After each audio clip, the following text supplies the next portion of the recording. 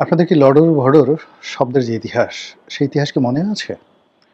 আমাদের নোবেল জয়ী সাবেক তত্ত্বাবধায়ক বা অন্তর্বর্তীকালীন সরকারের প্রধান বিশ্ব মানব ডক্টর মোহাম্মদ ইউনূস যখন রাষ্ট্র ক্ষমতা পেলেন, তার অনুভূতি জিজ্ঞেস করা হলো বা তার প্রতিক্রিয়া সাংবাদিকরা জানতে চাইলেন। তিনি সহাস্য বদনে ভুবন মোহিনী হাসিতে বিশ্ববাসীকে মুগ্ধ করে তিনি বললেন যে, "আসে দেখলাম সব কিছু লডর ভডর করে ফেলেছে।" তো লডর ভডর আমরা আসলে এই অঞ্চলের মানুষ, ঢাকা বা ধরেন আমাদের এখানে যারা প্রমিত বাংলা বলেন, তারা এই শব্দটির সঙ্গে পরিচিত নয়। এটি আঞ্চলিক শব্দ, চট্টগ্রাম অঞ্চলে এটি ব্যবহৃত হয় এবং এটি ডক্টর মোহাম্মদ ইউনূসের মাতৃভাষা। লডর ভডর অর্থ বিশৃঙ্খল, এলোমেলো, একটার সঙ্গে আরেকটা লাগিয়ে দেয়া। আপনি যদি পুরনো ঢাকাতে যান, যেয়ে দেখবেন যে সেখানে যে ইলেকট্রিক লাইনগুলো যেভাবে রাস্তার উপরে আছে কিংবা রাস্তার দুই পাশে যেভাবে মানে সবকিছু এলোমেলো হয়ে পড়ে আছে, এটাকে চট্টগ্রামের লোকজন আঞ্চলিক ভাষায় বলা হয় লডর ভডর। তো সেই দিক থেকে ডক্টর মোহাম্মদ ইউনূস রাষ্ট্র ক্ষমতা লাভ করার পর তিনি যেভাবে ব্রিফড হয়েছিলেন, অর্থাৎ তাকে যেভাবে জানানো হয়েছিল, সেটা ডিজিএফআইয়ের পক্ষ থেকে হতে পারে, এনএসআইয়ের পক্ষ থেকে, তার রাজনৈতিক কানেকশন, মার্কিন যুক্তরাষ্ট্রের গোয়েন্দা সংস্থা, সব মিলিয়ে তার সামনে এসেছিল এক গাদা সমস্যা।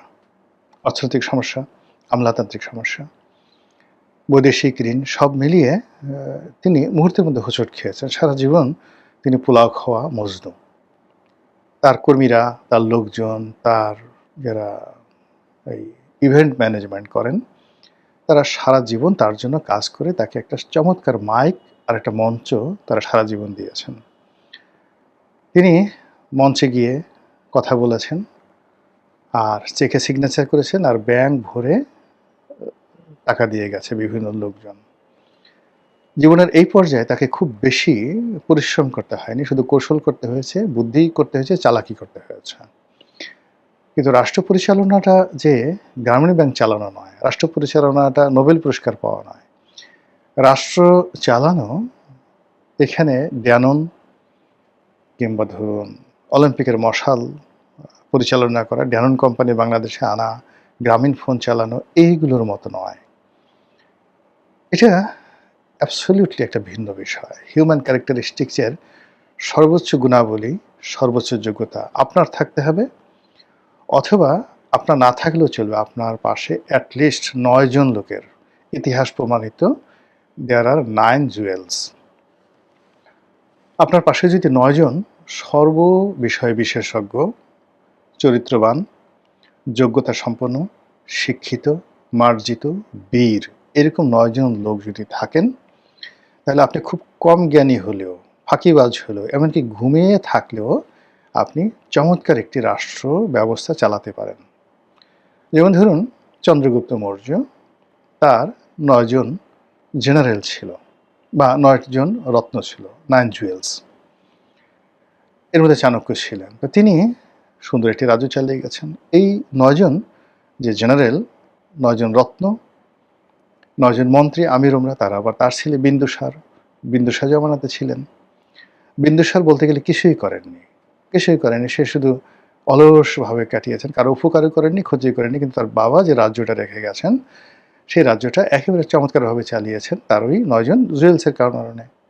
আচ্ছা, তো একইভাবে ধরুন অন্যান্য যারা আছেন, ইতিহাসের যত বিখ্যাত, দেশে, দেশের বাইরে, সারা দুনিয়াতে সবারই কিন্তু এরকম একটা পরামর্শ সভা ছিল এবং সেই পরামর্শ সভায় ৯ জন, ৯ সংখ্যাটা রাজার জন্য খুবই গুরুত্বপূর্ণ। দেয়ার আর 9 জুয়েলস। সম্রাট আকবরের নবরত্ন সম্পর্কে আমরা তো সবাই জানি। মধ্যযুগে সম্রাট আকবরের নবরত্ন সভায় যে ৯ জন জুয়েল ছিলেন, এইরকম ৯ জন জুয়েলস সারা দুনিয়াতে ছিল না।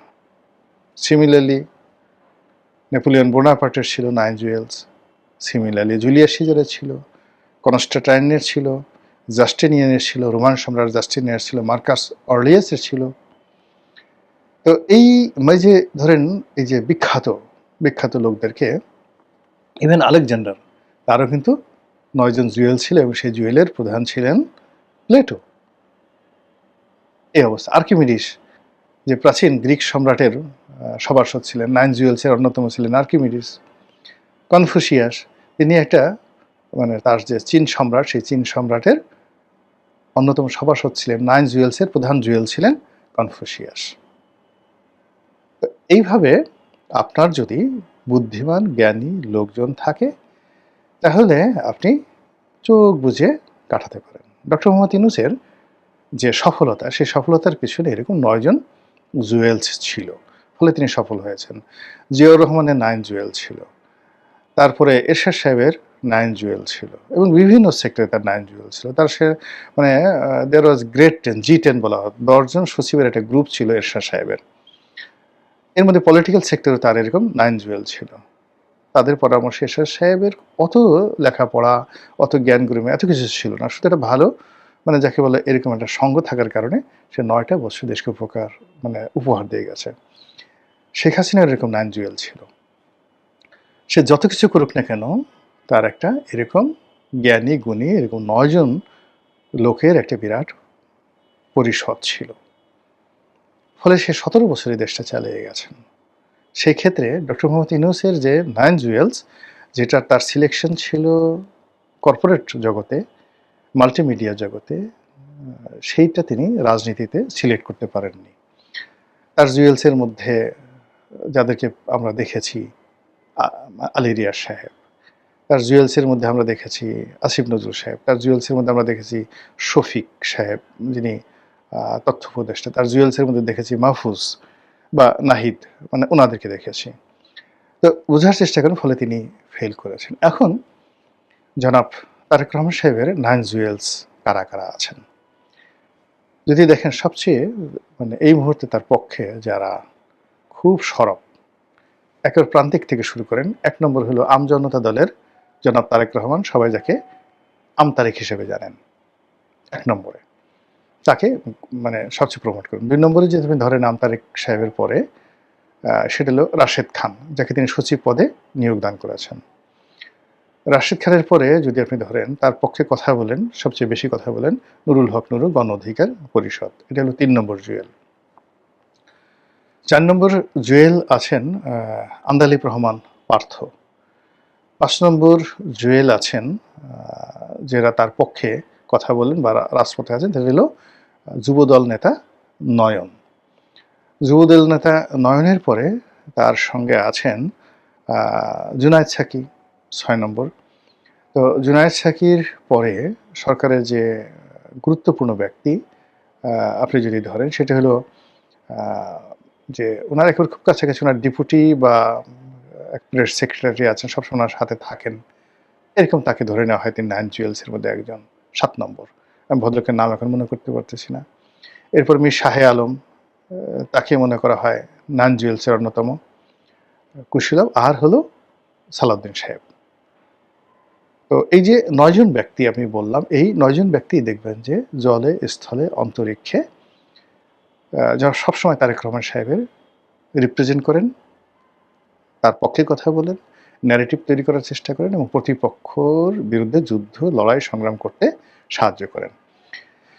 তো এই 9 জুয়েলসের যে সফলতা, এই সফলতার দ্বারা এখনো পর্যন্ত গত 6 মাসে সরকার ওই যে একটা ঐতিহাসিকভাবে শেখ হাসিনার কাছ থেকে যে একটা লডর ভডর মার্কা একটা দেশ পেয়েছেন ডক্টর মোহাম্মদ ইউনূস, তিনি এটাকে আবার লডর ভডর টু দি পাওয়ার স্কোয়ার, বা মানে ওই যে আসেন A+B হোল স্কোয়ার, তো লডর ভডর হোল স্কোয়ার, লডর প্লাস ভডর হোল স্কোয়ার, এই হোল স্কোয়ার করে তিনি রেখে গেছেন এবং সেটা তারেক রহমান সাহেব গ্রহণ করেছেন। এখন তিনি এবং তার এই যে 9 জুয়েলস, তারা গত 6 মাসে এই লডর প্লাস ভডর হোল স্কোয়ার এটাকে কিউব করেছেন নাকি এটাকে রুট ওভার করেছেন, এটাকে কি কিউবের পরিবর্তে আরও বেশি করেছেন, এটা আপনারা সিদ্ধান্ত নেন। কিন্তু আমরা যেটা দেখতে পাচ্ছি সেটা হলো রাষ্ট্র কিভাবে চলছে আমরা কেউ সুনির্দিষ্টভাবে বলতে পারছি না। রাষ্ট্র কিভাবে চলবে এই ব্যাপারে আমরা কোনো আশাবাদী, কোনো রকম চিন্তা চেতনা, স্বপ্ন আমাদের মধ্যে নেই। এই সরকার আসলে কতদিন টিকবে?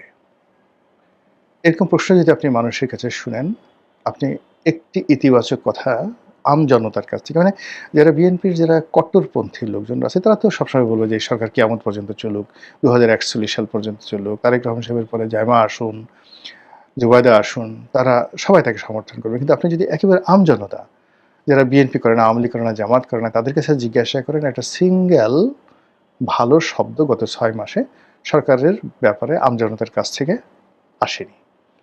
তো কাজে আগের যে লডর-ভডর, সেই লডর-ভডরটা এখন আরো বেশি লডর-ভডর হয়ে গেছে। একটা মানুষ বেঁচে থাকে তার স্বপ্ন নিয়ে, আর তার স্মৃতি নিয়ে। আমরা যদি গত ১৭ বছরের স্মৃতি চিন্তা করি, শেখ হাসিনা জমানার ১৫ বছর, ডক্টর মোহাম্মদ ইউনূসের ২ বছর, এই ১৭ বছরের স্মৃতি, তার আগে 1/11 এর যে স্মৃতি, আমাদের কাছে এখনই মনে হচ্ছে 1/11টা আসলে আমাদের একটা সুখ স্বপ্ন ছিল। দুর্নীতি ছিল না, অনিয়ম ছিল না, সবকিছু মানে একেবারে টু দি পয়েন্টে। আপনি মইনুদ্দিন ফখরুদ্দিনকে যতই গালাগালি করেন না কেন, এখন যদি আপনি তাদের সেই সময় ২০০৬ থেকে ২০০৯ পর্যন্ত ওই সময়টাতে আপনি অ্যাডমিনিস্ট্রেশন দেখেন, ফাইন্যান্সিয়াল অবস্থা দেখেন, মানুষের ক্রয় ক্ষমতা দেখেন, সামাজিক অপরাধ দেখেন, সবকিছু মনে হবে ওই সময়টা একটা জান্নাতের। এর বাইরে ২০০৯ থেকে আজকের সময়টা পর্যন্ত টানা ১৭ বছর ধরে শুধু লডর-ভডর, লডর-ভডর, লডর-ভডর হতেইছে। এর ফলে বলে না যে ঘর পোড়া গরু সিঁদুরে মেঘ দেখলে ডরায়। আমাদের দেশের বেশিরভাগ মানুষের ঘর পুড়ে গেছে। কারো অফিস, কারো বাড়ি, কারো পরিবার, কারো ব্যবসা, কারো বাণিজ্য, কারো মস্তিষ্ক, কারো হৃদয়, কারো মন, কারো স্বপ্ন তছনছ হয়ে গেছে। ফলে এই জায়গা থেকে বের হওয়ার জন্য যে স্বপ্ন দরকার, ড্রিম দরকার, যে উদ্দীপনা দরকার, সেটা এই সরকার এখন পর্যন্ত তৈরি করতে পারছে না। সরকার ফ্যামিলি কার্ডের কথা বলছে, পুরনো লডর-ভডর, লক্কর-ঝক্কর মার্কা যে বাসগুলো আছে সেগুলোতে গোলাপি রং লাগিয়ে মহিলাদের জন্য এরকম কয়েকটা বাস রাস্তায় নামানো হয়েছে। তো এই জিনিসগুলো অনেকটা লিপস্টিক, অনেকটা কসমেটিক, মানে যাকে বলা হয় ডেভেলপমেন্টের মতো। এটা অন দ্য লং রানে কোনো মানুষকে স্বস্তি দিচ্ছে না। রাস্তাঘাটের বেশিরভাগ এলাকা বেশিরভাগ সময় ফ্রি থাকে। কখনো কখনো কোথাও দুঃসহ যানজট লেগে যায় ম্যানেজমেন্ট না থাকার কারণে। মানুষ কাজের জন্য হন্য হয়ে ঘুরছে। পুরো ইকোনমিটা ২ ভাগে বিভক্ত হয়ে গেছে। সামান্য কিছু মানুষ, সেটা ঘুষ হোক, দুর্নীতি হোক বা বড় বড় কর্পোরেট যে কাজগুলো হোক, তারা মানে ২ হাতে বস্তায় বস্তায় টাকা উপার্জন করছে, শেষ করতে পারছে না। এদের সংখ্যা লাখেও নয়, ১০ লাখে। এরকম সারা বাংলাদেশে যদি ধরেন, এরকম লোকের সংখ্যা হাইয়েস্ট ধরেন ১০০-র মতো আছে। অনলি 100 কর্পোরেট হাউস ব্যক্তি যাদের কোনো রকম সমস্যা নেই। বাকি যারা আছে সবাই ডে বাই ডে ডেটোরিয়েট করছে। মধ্যপ্রায় বিত্ত শ্রেণীটা শেষ হয়ে যাচ্ছে। দরিদ্ররা ইমান বিক্রি করার মতো অবস্থা হয়ে গেছে। দেহ বিক্রি করার জন্য এখন নারী পুরুষ রাস্তায় পাগলের মতো ঘুরে বেড়াচ্ছে। তো এরকম একটা জায়গা থেকে যখন একটা মানুষ রিটার্ন করে, ইউ-টার্ন করে, সেক্ষেত্রেই সম্ভব যখন সেখানে মানুষ মানুষকে স্বপ্ন দেখাতে পারে। যেভাবে এখন রুয়ান্ডাতে পল কাগামে স্বপ্ন দেখিয়ে একটা গৃহযুদ্ধে বিধ্বস্ত জাতিকে ইউনাইটেড করে ফেলেছিলেন। যেভাবে রবার্ট মুগাবে জিম্বাবুয়েকে এইরকম বাংলাদেশের চেয়েও খারাপ অবস্থা থেকে ইউনাইটেড করে ফেলেছিলেন। যেভাবে নেলসন ম্যান্ডেলা দক্ষিণ আফ্রিকাকে তিনি এবং থাবো এমবেকি যুগপৎভাবে দক্ষিণ আফ্রিকাকে আজকের পর্যায়ে নিয়ে এসেছিলেন। ইব্রাহিম তারোরে এই মুহূর্তে বুর্কিনা ফাসোর প্রেসিডেন্ট, একটি একেবারে পৃথিবীর মানচিত্র থেকে হারিয়ে যাওয়া একটা দেশ, সেই দেশটিকে আজকের পর্যায়ে তিনি নিয়ে এসেছেন। একইভাবে আপনি যদি ইভেন উগান্ডার কথা চিন্তা করেন, সে ইউভেরি মুসেভেনি সেখানকার যে প্রেসিডেন্ট, সে ৮০ দশক থেকে এখন পর্যন্ত কন্টিনিউয়াসলি স্বপ্নের উপরে তিনি পুরো উগান্ডাবাসীকে এমন একটা পর্যায়ে নিয়ে গেছেন, আর যা হোক না কেন সেখানে অশান্তি নেই, সেখানে ম্যানিপুলেশন নেই, সেখানে মানে যাকে বলা হয় ২ নম্বরই কোনো জিনিস নেই। উগান্ডা, ওনার একটা বক্তব্য শুনতেছিলাম। তো সে যখন জাপান গেল, সেখানে গিয়ে বলল যে দেখলো যে কোবে বিফ, জাপানের যে কোবে বিফ, সেগুলো ১ কেজি কোবে বিফ বিক্রি হচ্ছে $১,০০০। তো সে খুব আশ্চর্য হয়ে গেল যে আমাদের দেশে ১ কেজি বিফ যেখানে $2, অনলি $2, তো সেখানে $১,০০০ হয় কেন? তো বলা হলো যে এটাকে ঠান্ডা ঘরে রাখা হয়, এসি ঘরে রাখা হয়। এদের হাত-পা মানে মাসাজ করা হয়। তারপরে এদেরকে বিশেষ খাবার খাওয়ানো হয়, এদেরকে মদ খাওয়ানো হয় ইত্যাদি, ইত্যাদি। এজন্য এদের মাংসের দাম অনেক ভ্যালু হয়ে যায়। তো মুসলিম বললেন যে, জাপানিদেরকে আমার বুদ্ধিমান মনে হতো। কিন্তু এই গরু পালন করে আর এই গরু খায়, এরপর থেকে আমার কাছে মনে হচ্ছে যে আমার আর জাপান যাওয়ার দরকার নেই। আমি আমার দেশেই থাকবো। আমার $2 এর গরুই আমার জন্য অনেক ভালো। It's a presidential language, presidential language. তো এইরকম যখন আপনার আ ব্যক্তিত্ব থাকে, আপনার সাথে জেনারেলসরা থাকে, জুয়েলসরা থাকে, তখন আপনি যেকোনো লটর-বড়র অবস্থায় আপনি ভালো করতে পারেন। আমাদের এখন যে অবস্থা হয়ে গেছে, লর্ডর প্লাস ভর্ডর টু দি পাওয়ার স্কোয়ারের যে ফর্মুলাটা নিয়ে সরকার শুরু করেছে, তার সঙ্গে তার যে ৯ জন জুয়েলস আছে, অন্যান্য যে সমস্ত জ্ঞানী, গুণী, পণ্ডিত ব্যক্তি এই সরকারের সঙ্গে যুক্ত হয়েছে, সবাই মিলে এই গত ৬ মাসে লর্ডর-ভর্ডর কোন পর্যায়ে রেখেছে, এটা আপনারাই সিদ্ধান্ত নিন। আর এইভাবে যদি চলতে থাকে, তাহলে সরকার আগামী ৫ বছর কিভাবে চলবে, কিংবা আরও ১০ বছর সরকার প্ল্যান দিয়েছে যে আগামী ১০ বছরের মধ্যে তারা সব সমস্যার সমাধান করে ফেলবে। বিদ্যুৎ, গ্যাস সমস্যা আগামী ২ বছরের মধ্যে সমস্যার সমাধান করে ফেলবে। এই জিনিসগুলো আসলে কতটা পারবে কি পারবে না, এটা আপনারাই সিদ্ধান্ত নিন। মহান আল্লাহ আমাদের সবাইকে হেদায়েত দান করুন এবং হেফাজত করুন। আসসালামু আলাইকুম ওয়া রাহমাতুল্লাহ।